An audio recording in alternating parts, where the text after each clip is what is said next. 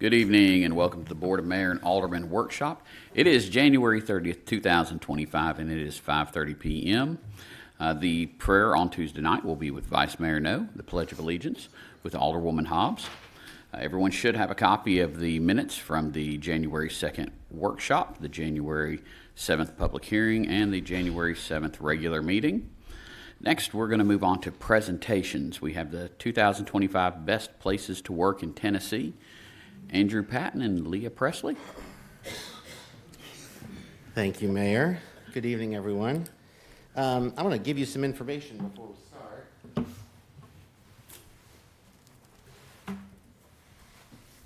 Thank you, sir. Leah should have this for you. Yeah, she should have. So tonight I have the pleasure of sharing with you some really exciting news, and that is that the City of Laverne has been named 2025 Best Places to Work in Tennessee, which is quite an accomplishment, also given that we're the only municipality named in those awards for this year, which was awesome.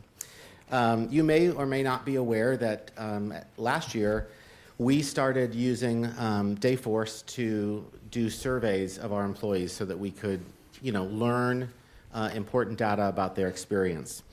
And along that way, we were invited to participate in this award. And the way that it is calculated, it is done by a third-party survey of our employees, of which 118 employees responded to the survey. And the packet that I gave to you, just for transparency, is all the data, the good, the bad, everything that's there. But I did want to highlight a couple of things for folks that are here tonight or listening and watching at home, and then also for you to understand as well. The data from their survey showed that 83% of respondents were having a favorable work environment working here at the city. 86% had a favorable relationship with their supervisor, and 81% felt like they were completely engaged in their job. Those are very, very solid numbers when you consider employee engagement. The survey was broken down into various categories, and I did want to highlight a couple of those for you. Again, all of this information is in the packet I gave you, but I did want to just call out that in the category of leadership and planning, 81% of respondents said that leaders of this organization care about their well-being. I think that's true for your involvement with employees and also each director and supervisor that works with employees every day. Great numbers. 75% said they had confidence in the leadership of the organization. In the category of corporate culture and communication, wanted to point out some of the positives there. 83% said safety is a top priority in the organization. Leah Presley, the safety team, and all of our directors have put a huge emphasis on safety awareness in 2024. That'll continue in 25, and you can see in the survey results that our employees are feeling that as well. 87% of our employees surveyed felt like we enable a culture of diversity, which is great, right? That word has a lot of meaning to it, but here what it means is that everybody's welcome, and our employees are feeling that. 83% said that the organization makes a strong effort to minimize discrimination, and 91% said that they like the people that they work with, which, as we all know, is really, really important. In the category of work environment, 87% of our employees that were surveyed said they felt physically safe in their work environment. In relationships with supervisors, that category, 91% of the employees that were surveyed said their supervisor treats them with respect. In training and development, we had some really interesting numbers in that category. And again, I used the word transparency at the start. There's two areas that I'm going to call out, and we have some work to do, I think, in that area.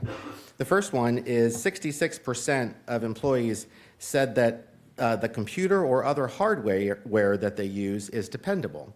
So we're going to probably need to dive in to figure out what elements of the electronic side of their job is the reason they feel that way. And 56% said that if I do good at work, I'll get rewarded. So obviously, I want those numbers to be higher, but it's also important that the word rewarded is real subjective, right? We can determine this is a reward, and you as an employee might say, nope, I only want that as the reward. So obviously, as an organization, we have things that we want to highlight and also things that we can work on.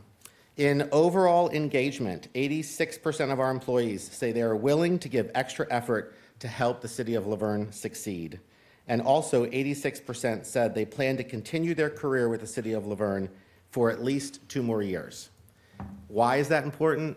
Look at any job number across the country in organizational development, and retention is the #1 thing that companies and organizations are looking at. So the fact that our employees in this survey are saying that I'm planning to stay here with the city of Laverne is really, really important. At the back of the packet, there are lots and lots of comments. I would encourage you to read those, but I did want to just call out to you that one of the questions that was asked of those who took the survey was, what makes this organization a place where people want to work? Resoundingly, the comments talked about the great benefits, and we all know that that's true here. Also, folks talked about career stability, a great atmosphere, friendly people. One person said, I think all of our departments work well together and they care for each other.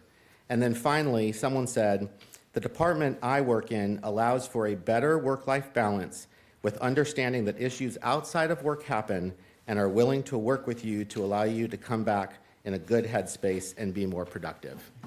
Why do I highlight that one?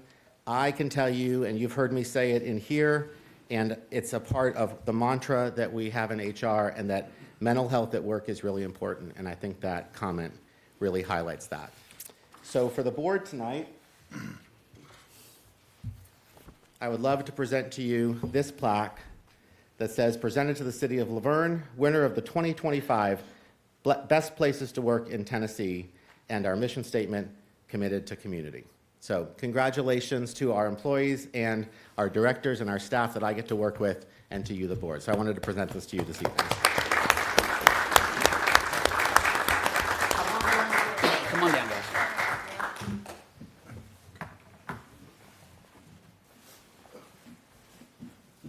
Bruce, Kyle, come on.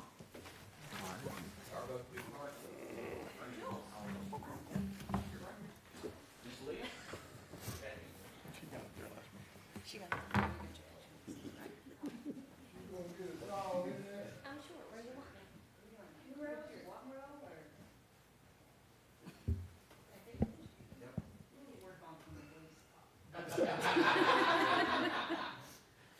Okay, hold on. Okay, everyone kind of rotate towards me. You can move the podium. Karen, scoot this way. One more. I can't see Karen. Okay, 1, 2, 3.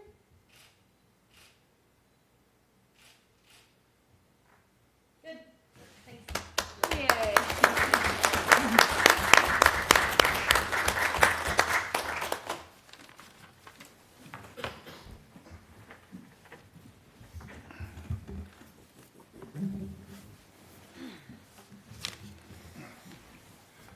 Now, you know me, don't we get to ask Andrew a couple of questions? Because you know me, I'm curious about stuff.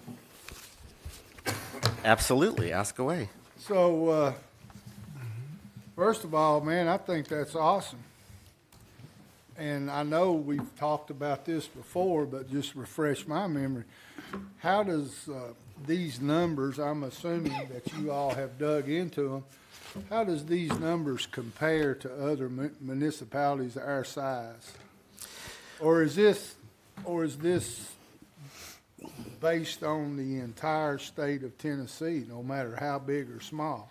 Correct. So this particular award is a state award. So they will announce in February all of the winners. The winners list is available, but they'll have an online award ceremony. And the questions that were asked are the same questions regardless of the type of organization. So I don't know specifically how we compare to other municipalities. What I can tell you is we were the only municipality in the state that got the award. And, I lost my train of thought. Oh, when you were talking to the employees, were you talking to from high to low? Or just, Of the 118 that completed the survey. Thankfully, I can tell you that this was all done voluntarily, online, with no visibility to any employee at the city or staff members. So the vendor put out the survey, and 118 opted in to take it. And I had no visibility to who those people are or how they answered the questions, just the overall results. Okay. Again, good work to you and your team. Thank you. I want to say something. I just, having come from the civilian sector and taking these types of surveys and stuff, one that really stood out to me that you didn't mention was under role satisfaction. And I like the type of work that I do. 92% of that 118 respondents said yes. And that is truly amazing, that type of. I can tell you that there's an intentional move from our team working with directors to make sure that we have the right people in the right seats that equip not only the department to succeed, but also each employee, right? So that's a reflection, I think, of what the work we've been doing and will continue to do. Yeah, I just, when that one popped out to me, and you didn't mention it, so I wanted to make sure. Well, I was told to keep it short, so I didn't want to mention everything. You don't keep good stuff short. That's true. That's true. Any other comments? Okay, moving on, we'll have, no one signed up for the public comment period. We'll have departmental reports, and then we move on to number 5, second reading ordinance 2024-17, an ordinance to amend Title 20, Chapter 2, Section 20-208 of the Laverne Municipal Code regarding parks and recreation user fees. Again, this is second reading. Does anyone have any questions on this? Moving on to number 6, second reading ordinance 2024-18, an ordinance to amend the City of Laverne fee schedule for parks and recreation user fees. Again, this is second reading, and this is just parks and recreation user fees. Any questions? Moving on to number 7, second reading ordinance 2025-01, an ordinance to amend the City of Laverne zoning map by changing the official zoning map for tax map 14 parcels 2.00, 5.02, and 14.04, consisting of approximately 48.2 acres, located at the northeast portion of the roundabout on Stones River Road, 1500 East near Shriveman Boulevard, and 480 Stones River Road, from an R1 low-density residential zoning district and an R2 medium-density residential zoning district to C1 government use zoning district. This received a favorable recommendation from the Planning Commission on November 26, 2024. A public hearing was held on this on January 7th, 2025. Does anyone have any questions? Moving on to number 8, second reading ordinance 2025-02, an ordinance to amend Title I, Chapter 1, Section 1-101 of the Laverne Municipal Code regarding the time and place of regular meetings. Again, this is second reading, and this is just putting our BOMA meetings starting at 6 p.m. Does anyone have any questions? Yeah, there's no paragraph in here for food. Won't be no food, sorry, sir. You have plenty of time to eat at home after that. Moving on to the consent agenda. First, we've got approve or reject city bids and purchases. First one we have is NASPO state contract purchase, City Hall mail machine lease with Pitney Bowes. And this lease will be $1,115.43 per quarter. So we're saving approximately $54 per quarter compared to what we were doing. Does anyone have any questions? Moving on to the second one, we've got bid Waldron Road Sewer Assessment Zone. This is sewer assessment zone for the Waldron Road area. The recommended bid price is $5,655,449.86, and it would be awarded to Barlow Incorporated. Does anyone have any questions? Seeing none, we're going to move on to approve change order number 3 with Isengard Construction Group Incorporated for the 2019 Interceptor Improvements Project. The construction cost increased with this, and that's by $35,104. So the contract price is still below what we budgeted, which is $3 million, but this change order did increase, and that was primarily due to the size of a pipe and quality for Dobson knob. Does anyone have any questions? And Kyle, correct me if I'm wrong, I think they're still working on this, because I saw last night when I was driving through some of the temporary piping out there. Yes, they're still working on it. We had a meeting yesterday, and one of the folks in the meeting had talked to the contractor, and I think they're supposed to be done in about 4 weeks, is what they said they'd be done. Okay, thank you. Moving on to C, approve scope of work and professional service agreement with Get Rescue 911 for the police department dispatch staffing services. And so this is a contract dispatcher for 6 months. It's $60,000, the total for one contractor, that is.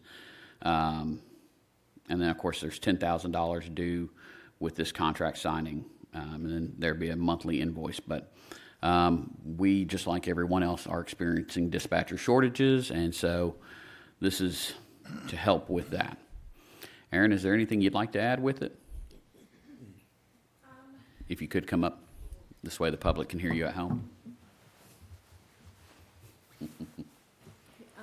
What I can say is that we did already have one contractor approved. He started on January 13th, so he's only been in about 2 weeks, but he's coming along nicely. We did have some other staffing changes within our communication center, so that's the reason for requesting another one. The price of this one is a little bit lower because we don't have to pay the startup fee again that we paid on the first one. Any questions? So you had applicants? We do have applicants. We have an open requisition right now that's accepting applicants. Applications are coming in slower than what they did a few years ago, but they're coming in. We're working on getting them tested. And if they pass the test, we then interview them and make a decision, move them into the background process. We have started doing sit-alongs for them so they can understand the job responsibilities prior to accepting the position. So is this a contract job? So we're not locked into them if she hires someone? Correct. You've got a contract for 6 months.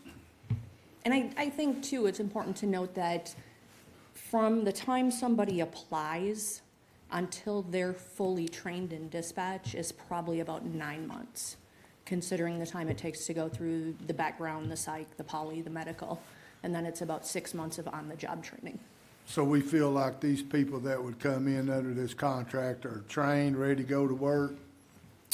They are experienced dispatchers. It does take a little bit of training in our communication center to get them up and running, just because they aren't used to working with our computer-aided dispatch, our paging systems. Any other questions? And Andrew, correct me if I'm wrong, I think we had some people testing today, didn't we? Was that for dispatcher?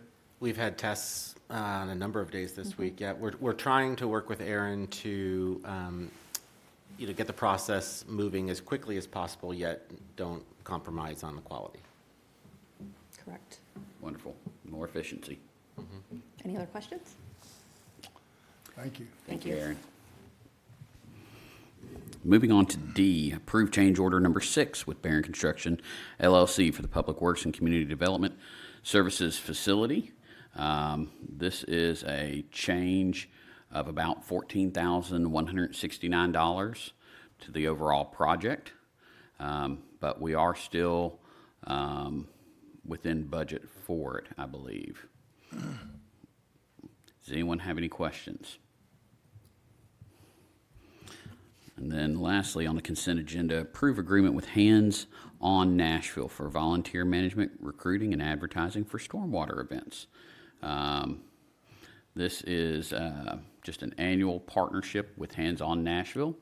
There are no fees with this. They were waived for 2025. And last 3 years, we've partnered with them for our stormwater events. Does anyone have any questions?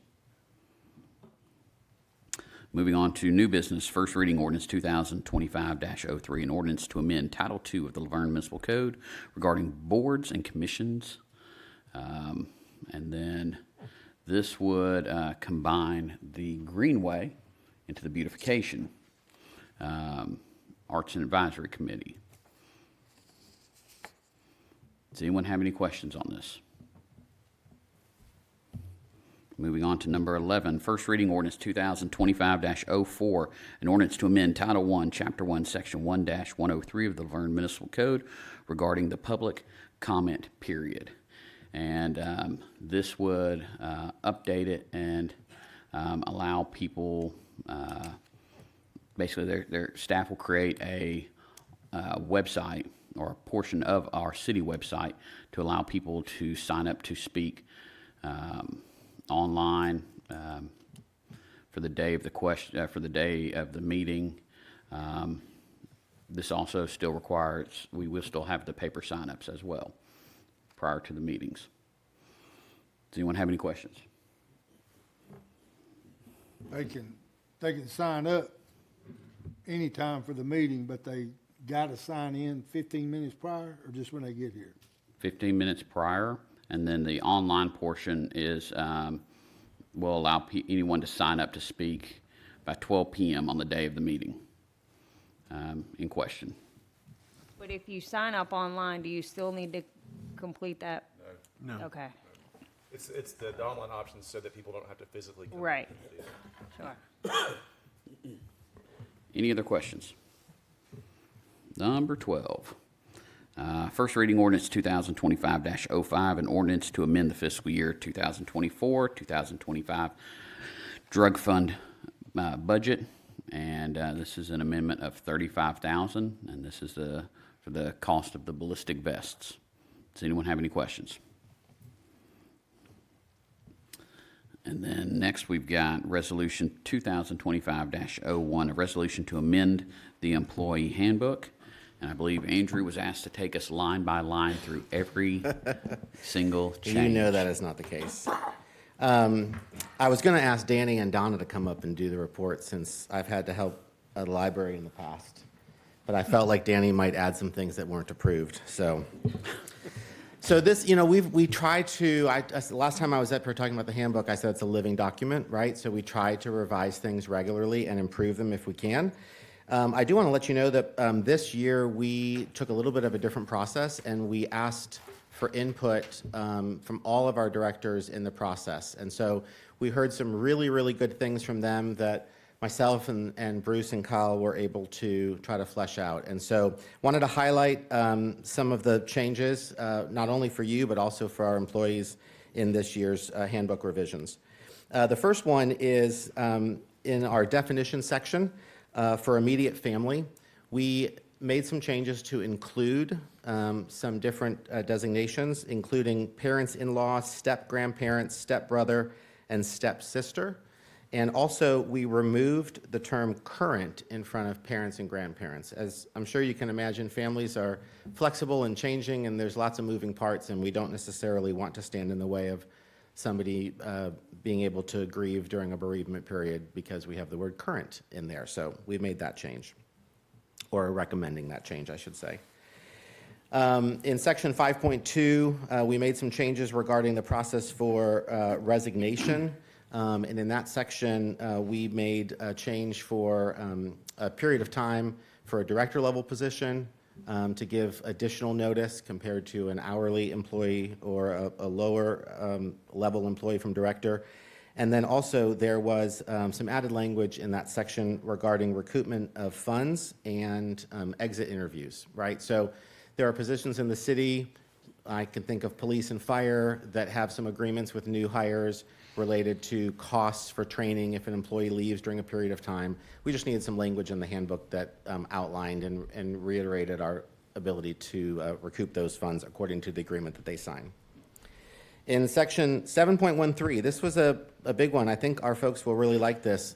A couple of years back, you all approved a comp policy, right? So employees have the ability, rather than taking overtime pay, they can put time in a comp bank and use it later. For hourly employees, they earn their comp at the same rate as they would get paid, so time and a half, and then when they go to use it, right, it's straight time. The maximum limit has been 40.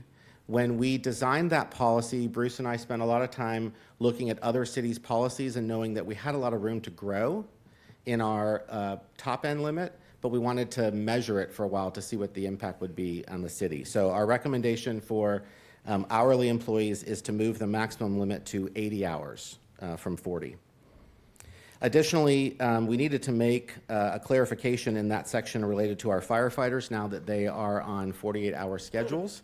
And so we're recommending that a comp policy be added for exempt hourly firefighters, that they would be able to accumulate a maximum of 96 hours of comp time. Section 8.4 is a brand new section in the book related to hybrid or remote work policies. So I would encourage you to read that, and I would encourage our employees to read it. What we wanted to do was to highlight the fact that, again, in the changing environment that we all work in, there are some positions, not all, that may be able to work remotely and be just as effective in their role. And that particular section really dives deep into what roles those could be, what roles those are not, and then it helps define hybrid work options and remote work options. And just for the clarity on that one point, I would say we want to give all of our directors the flexibility, right, when they want to allow someone to work remotely, right? That's a temporary environment. So if someone needs to go home and they can log on the computer from home and finish the work, that would be a remote situation.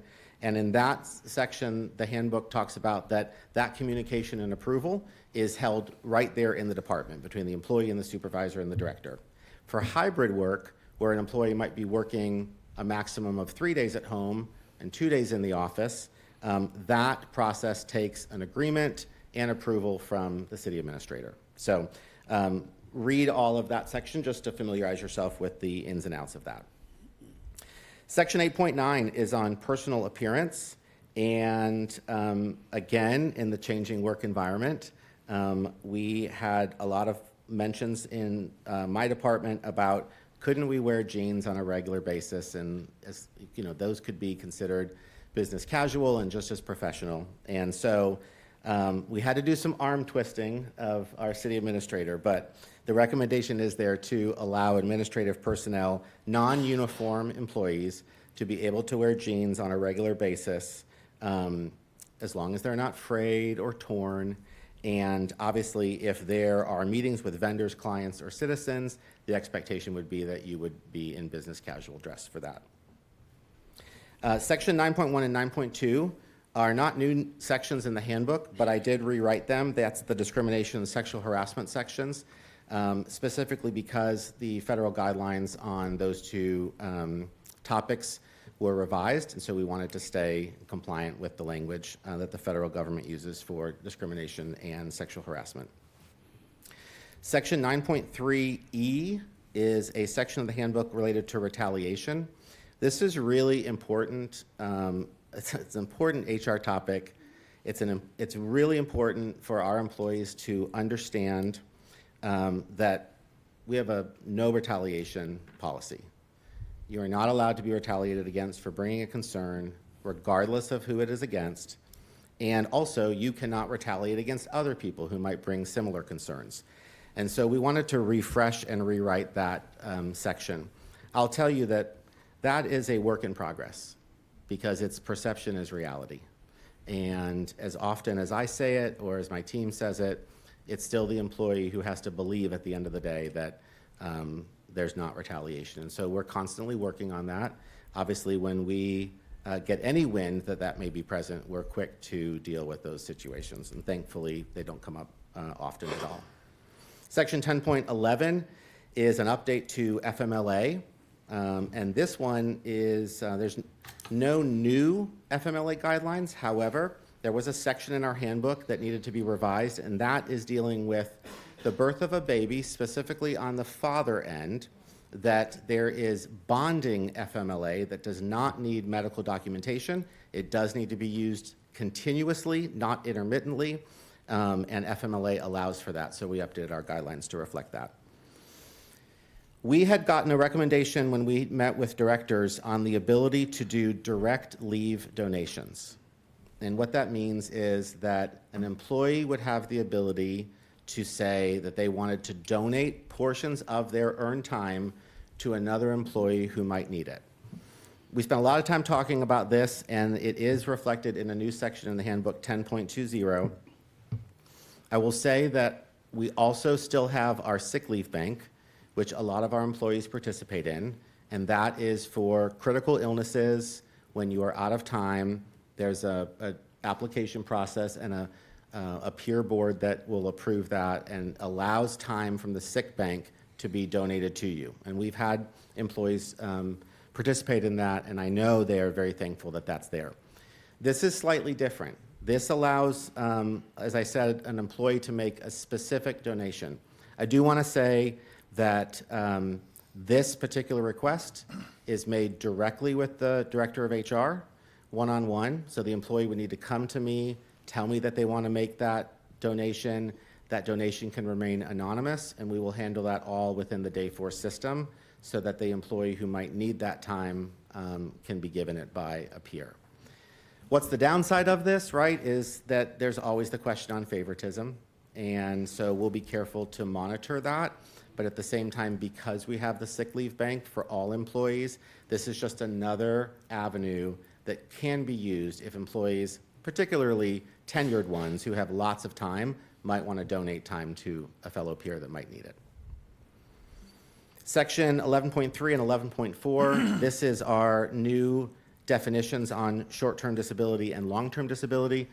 The programs aren't new. They're the same ones we had. We simply didn't have it in the benefits section, so we've added it.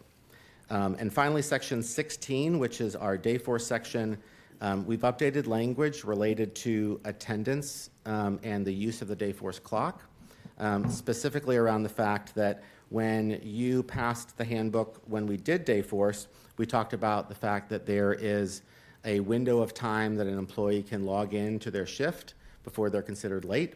And we needed to make a clarification that that grace period is for payroll purposes only. It does not mean that you are not late. If your department says that you need to be there at 8, 8:01 is considered late.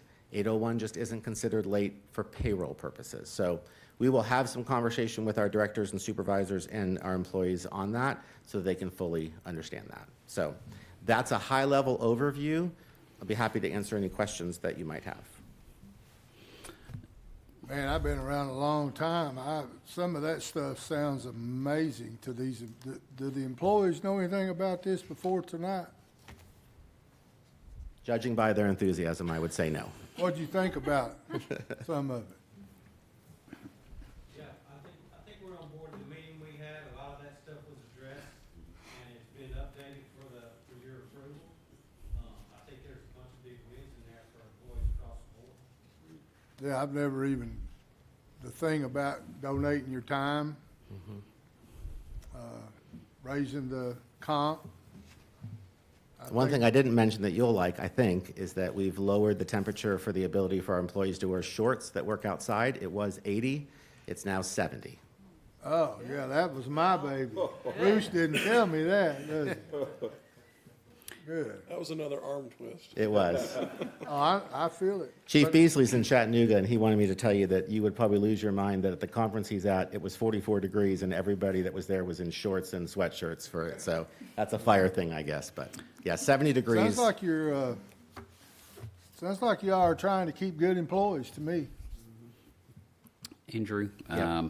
if this passes, are there any plans to do workshops with all employees as a refresher to go over the discrimination, sexual harassment, and retaliation sections, since they're all being updated or rewritten? Yes. So I've moved away a little bit from sort of the mandatory all staff meetings in this room. just really difficult for people who work shift work to be able to participate in that. So we've moved to more of a video update where you can watch that video at your leisure so that you can get up to date on those changes. I will say that sexual harassment and discrimination is required annual training, so that will happen regardless if there's any changes in the handbook. However, last time we did a handbook change, we released a series of short videos that Ann and I worked together on, and my plan was to also do that this time so that, again, the employees could have access to them, watch them at their leisure when they wanted, and as many times as they wanted. And then finally, we have the last page of the handbook is an agreement form that every employee signs to acknowledge that they will abide by the handbook. And because we've refreshed so much, we're going to ask all employees to familiarize themselves with the handbook again and sign a 2025 agreement. And I know you're extremely OCD about your job. Is this, again, like a while ago when I was asking, do you look at other cities and see what they're, and how does this compare? I've never heard of it. I will say, I think we probably lead in a lot of ways with the depth of our handbook. I had a conversation with the city recently, and we're talking about what we do here, and her comment was, our handbook is 25 pages long. I said, I bet you're missing some things, right? So I think we lead in that regard. However, a lot of these elements that we've made changes to, we looked at other municipalities' policies on to help sort of understand what's happening around us. So you're gonna get phone calls from other mayors saying, why are y'all doing this? Now we're gonna have to do it. It happens. We speak quite a bit. I love it. Good deal. So I've got a couple of comments. Sure. And number one, those staff members, employees who do not have access to computers or are not computer literate, the department supervisors or managers will make sure that these employees understand the videos or maybe have a group session to watch the videos. Sure, that's a great suggestion and one that I'll pass along for sure. Yep, absolutely. Yeah, I mean, where I worked, there were some environmental services people that, didn't have access. So Right. they did set up some, and I know that the library has the computers that they can go and do. And another thing, which is a positive, I'm not all that hard. Clearly, the last survey reflects how much time and effort that your team and the supervisors, Bruce, Kyle, and them, put into the handbook. And I think these changes, updates will reflect more highly in the next survey. That's our wish. Thanks for saying that. Graham, Kara, you got anything? Good job, Andrea. Thanks, Kara. Okay, thank you, Andrew. You're welcome. Okay, moving on to 14, Resolution 2025-02, a resolution of the City of Laverne Board of Mayor and Aldermen to declare property owned by the city to be surplus to the city's needs and directing disposal of the same. This is a couple trucks and then some office equipment. Bruce, and I've had this question asked by a resident already who was looking at our agenda. If this resolution passes on Tuesday night, how quickly will they be up on Gov Deals? Usually it's a couple of weeks before they get put on Gov Deals. We have to get the resolution signed, and then it's sent over to IT, and then they put them up. So it's usually a couple of weeks before the auction goes live. Okay. The Maxi Scan tools are apparently pretty popular. Next item, we've got appoint or remove board and committee members. First, we've got the Beautification and Arts Advisory Committee. We've got one term vacant and currently no applicants. That is being advertised on Channel 3 and on social media. So if you would like to apply, get your application in by Monday. So I have a question. Can it go back to one of the other things that we had? Like when the combining of the things, the combining of the Beautification and the Greenway Committee? Well, what would happen is Yeah, you know what I'm going to ask. the beautification is, basically, beautification takes on the duties of that. And then Bruce would send over an email to all the current members, letting them know that the board is dissolving and that we appreciate, if it passes, that the board would be dissolved. that we thank them for their participation, invite them to apply for other boards, which is what we've done with the other ones we've done. Oh, okay. Okay, I didn't know if they, okay, thank you for the clarification. Hmm? Oh, what, No, I was asking Kara a question. She would be He over. asked if I was over Yeah, both of those yeah. committees. And I told him I was. Next, we've got the Board of Zoning Appeals. We've got one term that expires on the 31st of 2025, and that's Charlie Jones's, and he does wish to remain on this board. No one else has applied currently, so that will be on the agenda for Tuesday night. Then moving on to the Construction Board of Adjustment Appeals, we've got two terms that expire on the 31st. We've got Lance Lee and Tammy Russell. Both wish to remain on the board, and we've not had any other applicants for that, but it is being advertised. So if there are any, they will be added on to this. Next, we've got the Parks and Recreation Advisory Committee. We've got two terms expiring on the 31st of January, and that is Giles Perry and Laura Davidson.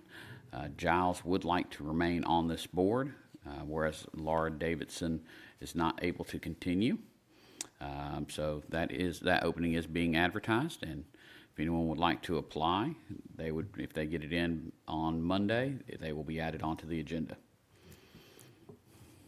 Then moving on to item number 16. First reading ordinance 2025-06, an ordinance to amend the City of Laverne fee schedule regarding impact fees. There's been a lot of discussion on impact fees. Even after the last meeting, I know our legal team has met with the city administrators. There's been conversations with economic development. There's been, Bruce and I have talked some on this, and basically we've looked at ways to change impact fees to get it more in line with our surrounding communities so that we have impact fees, but we're not at a disadvantage compared to our neighboring municipalities. And so let's see here. We've got this one. What the first reading would have would be to lower the road impact fee, and it would not affect the fire, police, or parks impact fee. That would not change. And if you look in your packet, you can see as far as the changes, as well as some of the comparisons to other municipalities. We've got Brentwood, Smyrna, Nolensville, Spring Hill, Murfreesboro, who basically we were leading all of them. I had a question about like why our road impact fees were so much greater than those other areas. Would that be because our infrastructure is not up to par? Like, it's a lot easier to build those retail facilities in somewhere like Smyrna, Murfreesboro, where they already have, 8 lanes or so forth. But is that why the road impact fee ends up being so high for Laverne, is because we're working with a 2-lane instead of an 8-lane? It's based on our projects. So what projects we have, we're lining up to looking to do. It's based on that. So we go through and list all the various projects that we would like to do as a city, and to be able to fund that. And so that's where that number comes from whenever they're when they're going through that whole study. And so Smyrna's still going to have projects. They may not have as many as we have, but they would have some. Same thing for Nolensville, all the surrounding areas. We're all dealing with basically congestion, traffic, as population across Middle Tennessee just continues to explode. Right, but my point is, I feel like the project in Laverne to get the road up to par to a large commercial development would be greater than in Smyrna. If a business is going to go off Sam Ridley, or if a business is going to go off Medical Center Parkway, or so it would make sense to me that yes, in those cities that their road impact fee is a lot less because they've already got roadways in place, turning lanes, versus someone's trying to build retail on Waldron Road, for example. So to me, that would make sense that we would need that road impact fee to be greater to help support the roadways that they would need coming in. So I'll weigh in, because I used to think that same way, because I thought that it was a bunch of money. After talking with Evan, Bruce, Kyle, and particularly Tom Broker, the money, the weight, because it's split up in 4 ways, the money, in my eyes, I thought, yes, that would be great, but it's not even close to what I thought it was. Not even, I mean, it wouldn't build 20 foot of road for a year's worth of impact fees, because it's all split up. Now, if it was all going to roads, is that a fair statement? But if we, because I was gung-ho on impact fees, let me tell you. I fought tooth and nail. I wanted them sky high because we hadn't had any for 20 years. And I was thinking, wow, we need to get all that money, which we did get some money. I think we got $2.5 million or something since this all started. But even at that, that's still not a huge amount. But the majority of it goes to the roads. So after speaking with Tom and getting it broken down, I think Carol might have even had a meeting with him. It's a lot clearer, and the money that if it helps bring in some good commercial or good retail, the money that the roads would lose now would make up tenfold down the road. It's not a big amount. I used to think it was a huge, but it's not. It's just not. Yeah, one of the way that Tom and his staff explained it to me was that the impact fee is a one-time thing. And a lot of retail that comes in, the impact fee is part of their initial getting on the ground and hitting the ground along with the other fees. The benefit of having a lower impact fee one-time payment is you bring the retail in, you get the continuous property taxes, which goes into the fund, which helps fund the city in the operations. You get the sales tax from the retail that comes in, which is a continuous, however long the retail property stays in. So if you compare the impact fee of, let me see, what was it, 7,000 or something? Talking about the current impact fees The current impact fee for commercial? for road rates for retail and commercial, currently $7,421 for roads. If you compare that and like Tom and the retail or in the team, the economic development team go in and say they want to court a business. They say, okay, this is the impact fee. Well, if the business compares the 7,000 to Smyrna's, which is lower, or Nolensville's, which is lower, where are they going to go? That's a one-time fee. But if we go lower, then we're more competitive with Smyrna, Nolensville, Murfreesboro. So that makes us more marketable. And then they come in, then we have the continuous property taxes and the sales taxes from the business. So it's that when Tom and his team put it into that perspective, if you look at the return on investment, it may be a lower fee right now, but the return on investment of bringing that retail business in, that far outweighs a one-time fee. Does that make more sense? Okay. Also, if you look Does at that make more sense out there? if you look at the comparison to our surrounding communities, on a 30,000 square foot commercial building,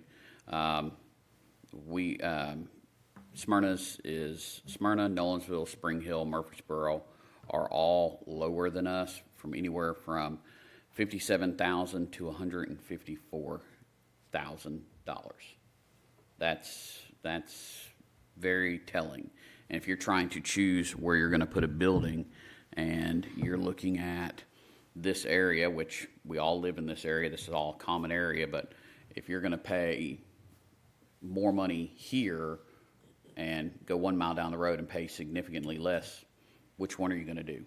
We want to make it at least a competitive area for us for being able to recruit retail. After the last meeting, and I'm going to be Frank or Jesse. Just be Steve. Yeah, you're Steve.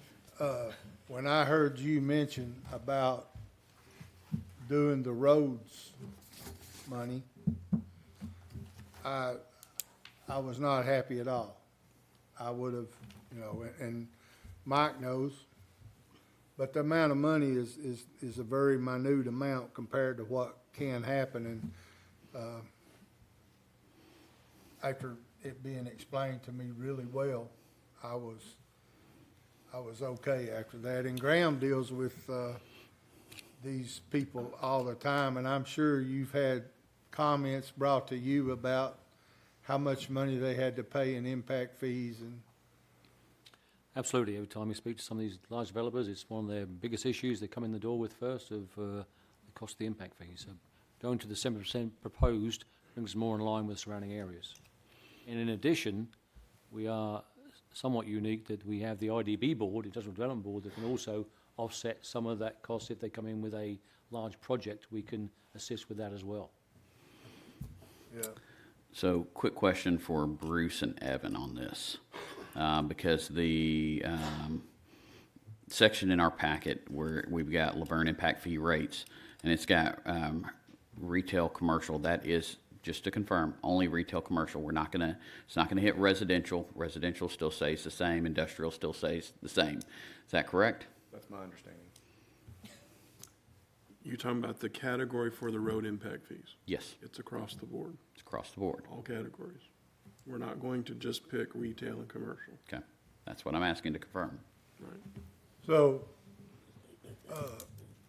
we still have to do a $80,000. No, If we do it across the board, we don't have to pay that $80,000. Is that right, Katie? Yes, that's right. And what kind of ETA is that? As far as when would it, if we vote on it? you'd have 2 It's readings. an ordinance, so it's 2 readings. So it has to go through 2 readings, just like Yes. everything else. It would probably go into, if we vote on it February and March, probably go into effect like April 1st.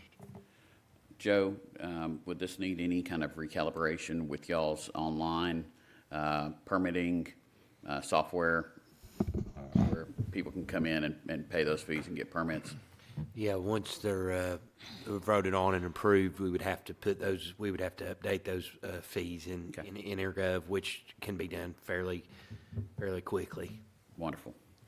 So let me get this straight, if we don't go across the board and we just want to focus on commercial and retail, then we would have to pay the $80,000 fee It's For a new study. and do that way, and right? it's probably going to be higher from what we were looking at.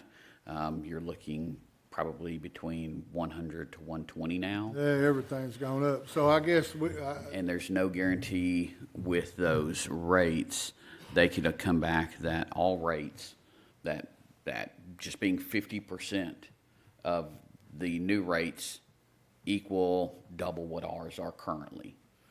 You don't really know till that study comes back. It could be drastically higher, it could be drastically lower, it could be very similar to what we have. You don't know. It's a shot in the dark, like we did back about 5 years ago whenever we first did a study where we updated the impact fees for the first time in 22 years. because I know once the new home owners coming in, they're going to pay that one-time fee, but if there's gonna be $10,000 or $15,000, I mean, 10 or 15,000 homes coming in, and each one of them's paying $5,000 or $6,000, that's a chunk of change. The other thing that we would need to discuss is we also have passed CPI adjustments on here, which CPI is basically the Consumer Price Index auto adjustments. It was so that we don't get into a situation where rates have not been raised for 22 years. We don't get back into that situation. They automatically look at that Consumer Price Index and adjust up or down based on that. So we can choose to leave that in. We can look at how to adjust around it, but that also would be in there. So who makes the decision on how much we lower it? Well, it's kind of a discussion here. My suggestion, I know there's several sections listing, 70, 60, 65. I'm coming in thinking 70. That's the high end of to reduce them to 70%, not to 65 or 60.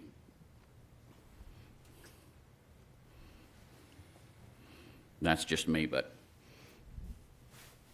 whenever we, I say we kind of talk this out. That's what the workshops are for, is to talk it out, see where we can land at, and try to come up with some idea as to direction for Bruce so that we can have a solid amendment written up. Mr. Mayor, I'd concur with you. 70%, I think, is the right number as far as I'm concerned. Do what? 70%, 70. Yeah, looking at the differences up there with us at 70%, 163,000.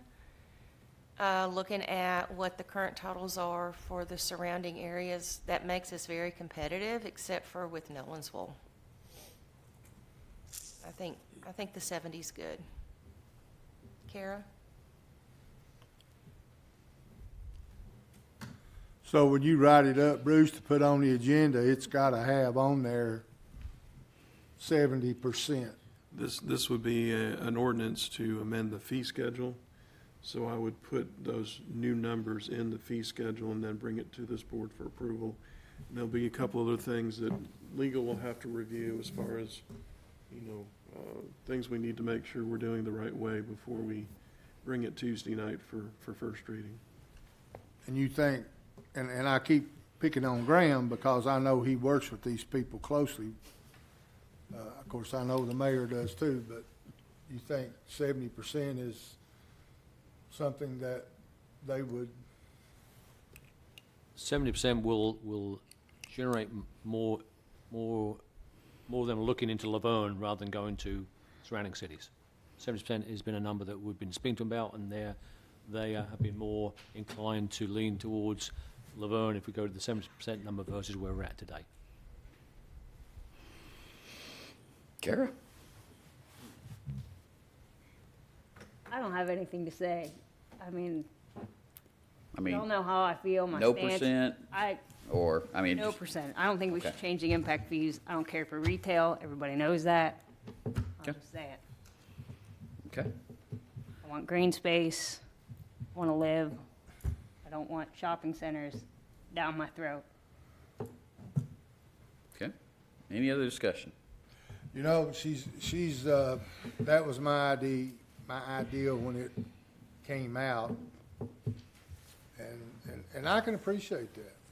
But I also know that there's only one way to make a city run, and that's through taxes, period. I know, we want to talk about money, we want to talk about money, we want to talk about money, but like, what's the vision for what we're really going to do with that money? That's what I want to hear about. What kind of benefits are we going to offer the community? We want to talk about money, bring in the top dollar. I just can't get on board with it. I'm sorry. I guess, in my opinion, the first thing, it would keep taxes where they're at. There would not be any tax increases. Because we got people that can't even pay their water bill. We certainly don't want to increase their taxes. That would probably be the biggest reason. You've got, taxes and roads. I mean, beyond Waldron being, needing to be widened, West Blair being created, Blair Road needing improvements, Carruthers needing improvements, Old Nashville Highway needs to be widened, Fergus needs, and Alderman Coates will love me saying this, but it needs 2 roundabouts dropped on it. And so there's, there's a lot of stuff that money can be used for infrastructure-wise beyond that. We've discussed Brookside Park. We've discussed, as far as with one new retail venture, a possible new greenway walking trail and park. We've got needs that our police department is in need of was it $40 million for the new police station? And Nick, how much do fire stations cost nowadays? $42 million. No. I'll raise that to 43. Having heart palpitations. We can auction this off between fire and So, police. but we need another station on the south side of Waldron. We're also going to be needing to look at fire engines, which is 1.5 to 2 years. Whenever those were purchased under Mayor Mosley, all 3 were purchased at the same time, so they all have the same ticking time bomb. And they're, what, 1.5, 2? Probably closer to 3. $3 million for a Oh, no, I mean, I thought you meant years out. engine. No. Engine probably 1.1, 1.2. Yeah, so there are definite needs to be able to allocate money on. It's just working to prioritize it and to get everything, get the money so we can do the projects, because government, no offense to Bruce, Kyle, or anybody else working on projects, but government is slow with this stuff. It's just the private sector can get it done 10 times faster, and because they don't have all the same regulations that government does. And to add to that, and I'm going to pick on Danny, to add to that, it seems that anything that government, I'm going to talk about Laverne, I don't know about anything that we need or we have to buy, it seems like governments pay out the roof for stuff that normally, just like Danny's, I was at Danny's today, he got his own personal maintenance person out there that painted that water plant. It looks amazing, and did it for a third, more than that, of what it costs. So there's nobody, and believe me, I sympathize, there's nobody in the world that would rather live in Mayberry than me. I love Mayberry. I came from a Mayberry. But Mayberries don't exist anymore, and we're going to grow, and it's going to cost money, and the only way to get money is taxes, and commercial and retail is what gives us our most taxes, because they pay all the time. From the time that building is built until it burns or blowed up, it's still, they pay taxes, but I get it. It's a catch-22. And I didn't even think about Danny, but I mean, we got to look at, in the future, adding increased capacity with the water treatment plant, a new water tower. I know we got land for with the Blair Road warehouses, but another tower over there, and then continuing maintenance on all of our existing ones. I mean, there is a lot to do, and we've been tackling stuff left and right, but there's only so much money, and it's so much time to be able to do everything. So, and it's not fun to sit up here at times and have to determine which one gets prioritized first. That's never the fun part with this. So in talking to the developers, you've seen a turn of recent where they understand people want walkability.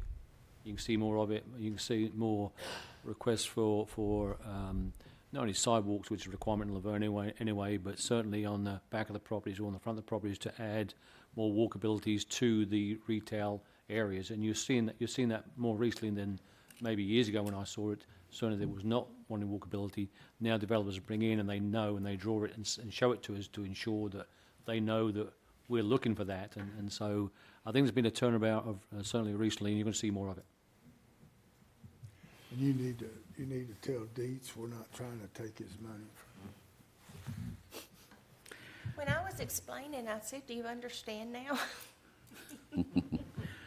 Any other discussion on this? Okay, moving on to the last item. Motion to approve a non-binding letter of intent concerning the proposed purchase and sale of the property located at 5175 Murfreesboro Road from Grensley Holding ZRC Propco LLC. This is the Stormwater Codes building. This board, back in September of '21, approved a resolution authorizing me to enter into a contract for the sale of this building, as we are getting close to vacating it. And we have had a group come forward wanting to develop it for commercial fast casual dining, as they say. The last appraisal on this property was $1,050,000, and the proposed purchase price is $1,050,000. And so the proposed purchase, which would go towards the stormwater fund, it would go towards the construction costs for the Public Works and Community Development Services facility. Does anyone have any questions on this? I just wanted to make a comment. I noticed the appraisal on this is over a year old. I would like to see a new appraisal done before we agreed to that. Let's see here, the last one, the last appraisal was December of '23, so just over a year ago.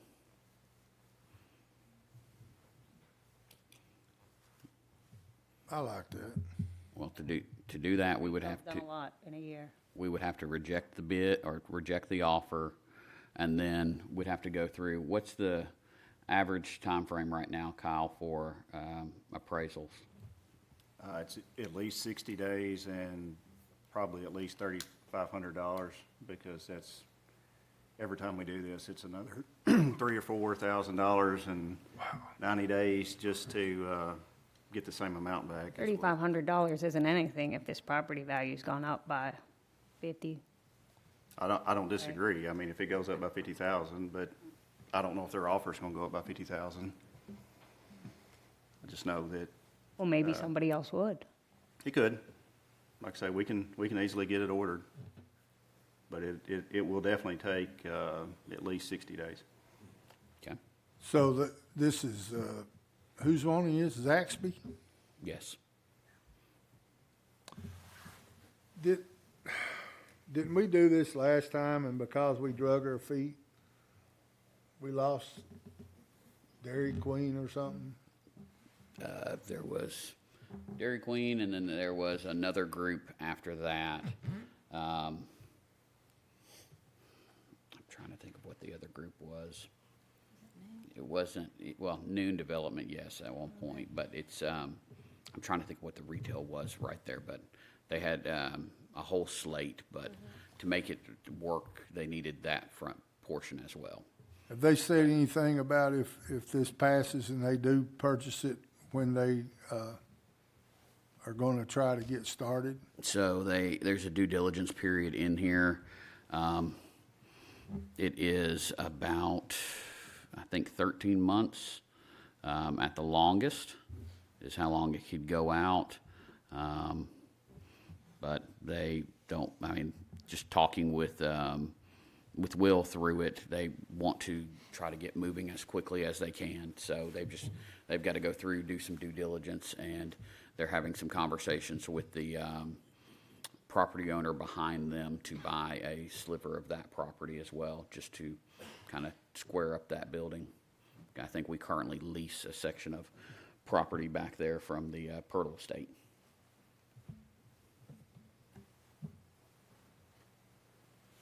But you should see the whole contract there in your packet.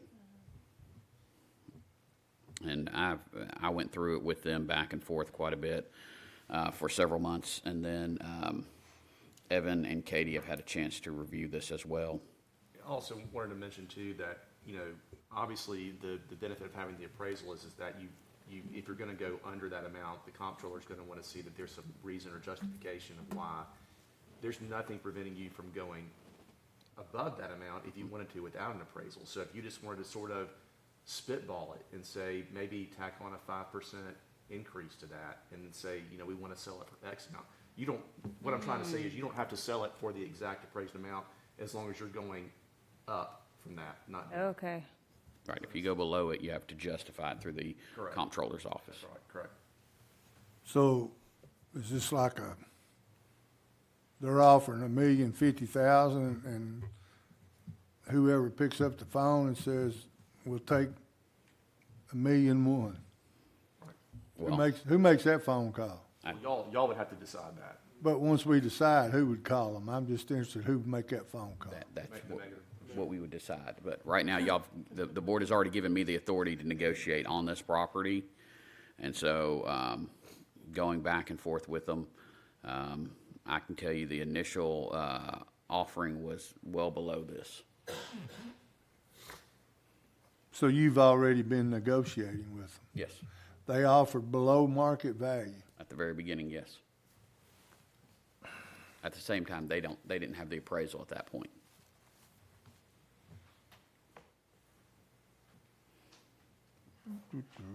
Any other questions? Okay. Moving on to mayor and alderman comments. Alderwoman Hobbs. I just wanted to go back really quickly to Ordinance 2025-04. I wanted to see if we could add some verbiage there or change that verbiage slightly. Let me just click back here to it.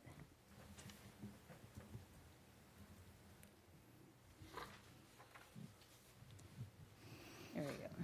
Because I think Vice Mayor Noah and I were reading this the same. I think this last sentence is confusing, where it says, this also still requires the paper sign-up sheet to be provided. I think that should say that the paper sign-up sheet will also be provided. That's just the summary sheet. If you look at the actual ordinance on the next page, it's an either or, basically. Okay, I see it now. I apologize. Okay.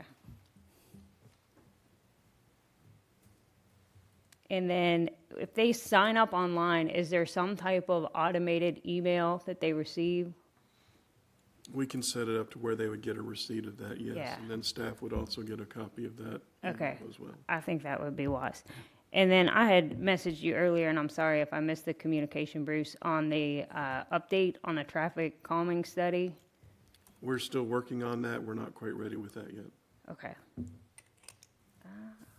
I think that's all I have. I'm excited for the father-daughter dance coming up on Saturday from 2 to 4. Be there with my little girls and their daddy and having a blast. Well, you're in for a treat because my heathen grandson will be there. You just keep away from my little girl. Alderman Coates. Just like to congratulate the city and the staff for obviously the 2025 best places to work in Tennessee. It's a big achievement, it really is. And my other comment is it's good to see the pole being removed from the roundabout there on Stones Row Road. Please see it. It's the second time it's been removed, and hopefully Yes. we don't get no one put back in there again. Gary has assured us that if it does, he will tie himself to it until it is removed. Really? That's interesting. Okay. He and Scott have been working on that. Alderwoman Hobbs. Like Alderwoman Hobbs said, I'm looking forward to the father-daughter dance. I've already volunteered my services again to do the photos, so families bring your phones and smiles. I love seeing everyone dressed up. I mean, the moms, dads, grandmas, grandpas, everybody dresses up. It's a big, fun occasion, so if you have an opportunity to stop by Laverne Middle School, stop by and see everything. It's really awesome. Big shout out to Dietz and Michael and Doug, for their work during the big snowpocalypse of the weekend. The roads were great, from what I heard. I stayed home to let you all do your thing. Y'all do a great job, and I see the Public Works guys out picking up the trash along the sides of the road. So once again, a huge thank you. Please pass it on. Vice Mayor No. I called Dietz because I wanted to thank him, and he had absolutely nothing to do with that. Oh, the roads? Was it all Doug? All Doug. It's all Doug? Yeah, Well, I put both and, of them in the conversation, so. Well, Doug is the man that took control of that. Dietz is responsible for leaving his waiters at home. I want to ask everybody that's here and that everybody listening at home, and I know everybody's heard about this, but I've known this young man since he was 5 years old, and I know him very well, but please keep thoughts and prayers in Tom Broker's family. His son Kenny and his wife lost their baby while it was being born. So I personally can't imagine, but I know that they need a lot of prayers to get them through that. That's all I got. Thank you, sir. Well, I want to give a shout out to Dietz and Doug for a completely separate reason. And this one I verified that Dietz was there because he was about knee deep in water. So we had a very bad water break happen due to some cold weather on Waldron Road. And so that Public Works team was out there all day. I'm talking about from 7 a.m. until late at night. Y'all were out there to what, 10 or 11? And so it was about 6 feet down. There was water. There's ice everywhere. And this was when we had the coldest of the cold weather. And I'm not going to name names, Michael Dietz, as to who left their waiters in their other truck. But someone did. And I'm very proud of Mr. Doug, who was there already working on that pothole that was created. But I can tell you, those guys were out there in the very bitter cold. Cones were out. People were trying to get around. God bless him, Justin was just shivering to his core. And then just a few days after that, over at Washtopia, about a 4-foot geyser from another water break. And that team went out there and dealt with that. So very, very, very much our community appreciates you guys and what y'all do. I know y'all aren't front and center like everyone sees police and fire with their flashing lights and their woo-woos, but this community appreciates y'all. And so that is something very much needs to be said. Do want to remind everyone about the father-daughter dance we will have. I talked to David earlier, for all the kids, lots of Red Bull and Monster drinks. It should be great. Parents will absolutely love it. And, if y'all's 2 kids would like, we can arrange for some slow dance music. I'll take, hey, JJ can drink all the Red Bull he wants because he's going home. We could just get video of Vice Mayor No doing the cha-cha slide. I would appreciate it. So with that, I'll call this meeting adjourned.